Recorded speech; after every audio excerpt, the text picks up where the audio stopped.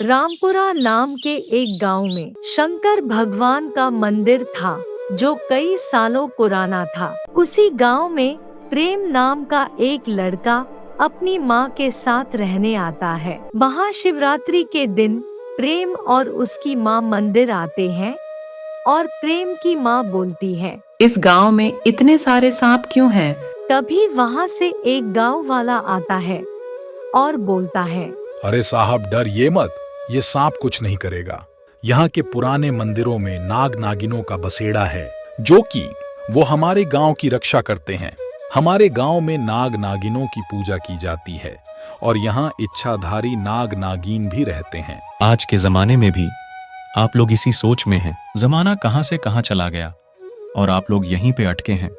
इतना बोलकर प्रेम और उसकी माँ मंदिर के अंदर चले जाते हैं और प्रेम की माँ प्रेम से बोलती है, बेटा, मैंने भगवान से मांगा है, तुम्हारी शादी जल्दी एक सुंदर और सुशील लड़की से हो जाए। माँ, ये आप क्या बोल रही हैं? मुझे अभी शादी नहीं करनी है। हाँ, मैं जानती हूँ बेटा, तुम अब इस जिले के कलेक्टर जो हो, तुम्हें अभी बहुत तरक्की करनी है। ठीक है माँ, अब चलिए घर वापस चलते हैं। प्रेम और प्रेम की माँ घर आ जाते हैं। प्रेम की माँ के मन में ये बात बैठ जाता है और वह अपने बेटे से बोलती है, बेटा, कहीं ये गांव वाले सच तो नहीं बोल रहे हैं ना? माँ, आप भी ना गांव वाले की बात में आ गई। नाग नागिन कुछ नहीं होता है। अगले दिन प्रेम गांव की किसी काम से जा रहा होता है। तभी प्रेम देखता है एक सपेरा एक सांप को पकड़ रहा होता है। अरे क्या कर रहे हो तुम? छोड़ दो उस सांप को, नहीं तो मैं तुम्हें पुलिस से पकड़वा दूंगा। इतना सुनते ही सपेरा वहाँ से भाग जाता है।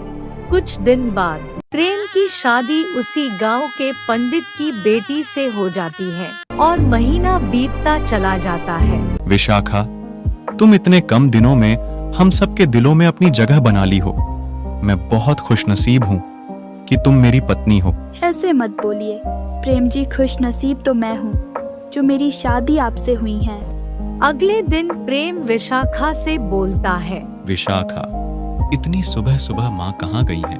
माँ जी मंदिर गई हैं। अच्छा ठीक है विशाखा, मैं एक इम्पोर्टेंट काम से जा रहा हूँ। ठीक है प्रेम जी। प्रेम के जाते ही विशाखा बोलती है, आज पूनम की रात है और आज मैं अपनी नागिन रूप से मुक्त होकर हमेशा के लिए इंसान बन जाऊंगी। इतना बोलते ही विशाखा अपने नागिन रूप में आ जाती है। तभी वहाँ प्रेम की माँ आ जाती है और विशाखा को नागिन रूप में देख लेती है। तुम एक नागिन हो? माँ जी, आपको ये सब नहीं देखना चाहिए था। तभी वहाँ प्रेम आ जाता है और बोलता है, हाँ माँ, विशाखा एक नागिन है।